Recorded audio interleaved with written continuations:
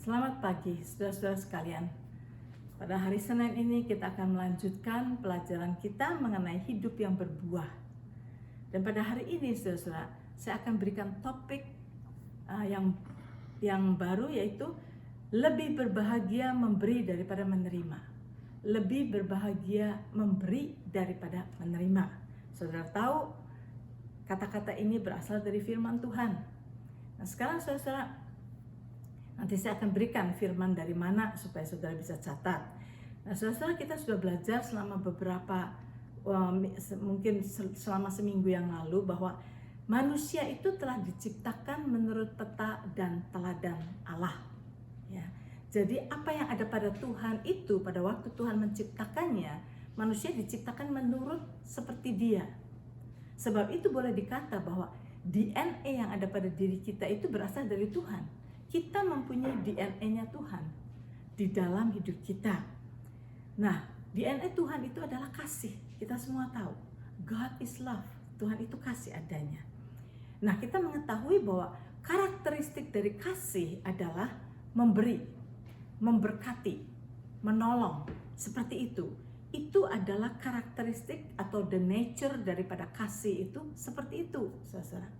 Nah, jadi saudara, sebetulnya di dalam kita ini juga ada kasih, mempunyai nature of love untuk mengasihi orang, untuk memberkati orang. Nah, sekarang saya berikan gambaran kepada saudara. Sama seperti misalnya burung. Saudara tahu, burung itu mempunyai nature yang berbeda dengan manusia. The nature daripada burung itu, dia bisa terbang. Nature-nya burung itu terbang, saudara. Sebab itu kalau burung itu terbang, dia merasa senang sekali. Itu adalah nature-nya dia. Tetapi kalau satu kali burung itu injure, luka, sayapnya terluka, sampai dia patah atau apa yang terjadi pada sayapnya, sehingga dia nggak bisa terbang, saudara. Nah, di dalam keadaan seperti itu, kalau burung itu tidak bisa terbang, dia merasa susah sekali, dia merasa sengsara. Dia merasa menderita sekali karena nature-nya dia terbang. Kalau dia nggak bisa terbang karena sayapnya luka, maka dia akan menderita. Nah, saudara, manusia sudah diberi oleh Tuhan nature kasih, untuk mengasihi, untuk memberi, untuk memberkati. Tetapi kita tahu iblis sudah datang kepada manusia untuk menipu manusia supaya manusia mempunyai nature-nya iblis. Manusia diberitahu oleh iblis bahwa memberi itu rugi, memberi itu rugi. Sebab itu yang kamu perlukan adalah take. Ambil sebanyak-banyaknya, ambil sebanyak-banyaknya. Sehingga manusia yang sudah tertipu pada iblis itu, dia mempunyai nature yang disebut a deceived nature. Nature yang menipu dia. Dia tidak diciptakan untuk just take atau ambil. Tuhan tidak menciptakan manusia mempunyai sifat yang egois, tidak. Tetapi karena iblis selalu mengganggu manusia dan selalu mau memberikan kepada manusia cara berpikir yang salah, sehingga membuat manusia itu inginnya mengambil. Buat saya. Dan kalau dikatakan untuk memberi, itu rugi buat manusia. Nah, itulah sebabnya saudara, kalau saudara lihat di dalam firman Tuhan, di dalam firman Tuhan itu, Rasul Paulus pernah berbicara di dalam Kisah Para Rasul. Dia quoting apa yang Yesus katakan. Di dalam Kisah Para Rasul pasal yang ke-20, ayat yang ke-30, Rasul Paulus berkata bahwa Tuhan Yesus pernah berkata, adalah lebih berbahagia memberi daripada menerima.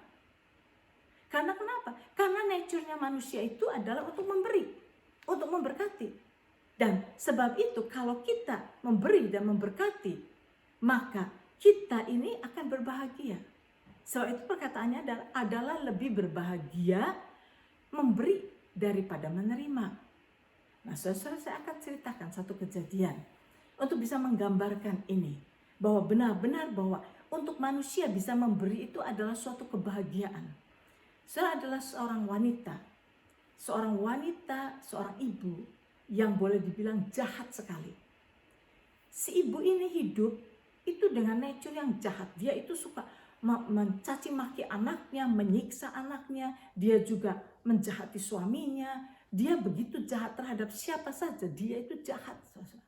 Menjahati tetangganya, menjahati saudaranya, menjahati orang tuanya, dia begitu jahat. Dia menipu orang dan sebagainya, sampai dia itu sudah masuk keluar penjara. Ya, dia sudah berkali-kali masuk penjara. Tetapi terakhir-akhir itu kejahatan dia makin-makin. Sampai dia membunuh suami istri yang membuat anaknya tersiksa, kehilangan papa mamanya.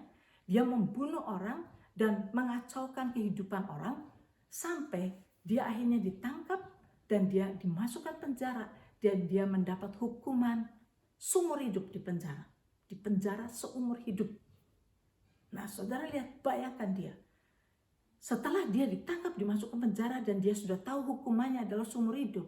Saudara bisa bayangkan, di penjara itu dia mulai memikirkan apa yang dia sudah lakukan. Dan pada waktu dia membayangkan semua yang dia lakukan, memang dia melihat betapa jahatnya dia. Dia jahat sekali. Dia tahu bahwa rasanya dia patut untuk dihukum sampai seperti ini.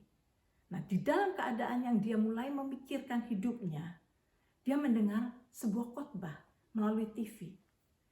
Pada waktu mendengarkan khotbah dari hamba Tuhan itu, dia mendengar bahwa ada Tuhan, yaitu Yesus, yang bersedia menerima dia, yang mau mengampuni segala dosa-dosanya, yang sudah menanggung semua dosa-dosanya pada dirinya, mati di kayu salib. Dan di situ ditawarkan, apakah kamu mau bertobat daripada hidupmu? Hanya kalau engkau mau terima Yesus sebagai Tuhan dan Juru Selamatmu, Tuhan itu akan mengampuni semua dosamu. Dosamu dihapuskan oleh Tuhan. Asal kamu mau menerima Tuhan Yesus dengan segenap hatimu. Ada pertolongan, ada kehidupan yang baru. Dan pada waktu dia mendengar itu, dia merenungkan, mendengar, hatinya terjamah. Dan dia melihat itu, dia bilang, saya mau. Maka pada saat itu juga dia bertekuk lutut, mengikuti hamba Tuhan itu untuk menerima Yesus sebagai Tuhan dan Juru Selamatnya. Dan begitu dia menangisi dosa-dosanya, dia menerima Yesus dan dia benar-benar dilahirkan kembali. Setelah dia selesai berdoa, dia merasa bahwa dirinya lapang sekali. Dia merasa bebas sekali dari segala burden yang dia tanggung, dosa-dosa yang begitu banyak. Dia dibebaskan sama sekali. Dia merasa suatu kehidupan yang baru. Nah, tapi dia masih di penjara kan? Dia ada di dalam penjara terus. Dan dia mulai memikirkan, sekarang saya mengerti bahwa hidup itu adalah untuk mengasihi. Hidup itu adalah untuk memberi. Dan dia ingat, dia jahat kepada anaknya, dia jahat kepada suaminya. Tetapi dia ingat, ada suatu kesukaan pada waktu dia melihat cucunya. Dia ingin memberikan cucunya, hadiah-hadiah kepada cucunya. Dan dia membayangkan saat itu adalah saat yang sangat berbahagia pada saat dia bisa memberi kepada cucunya. Tetapi sekarang, apa yang dapat dia lakukan? Dia ada di dalam penjara. Apa yang dia bisa lakukan?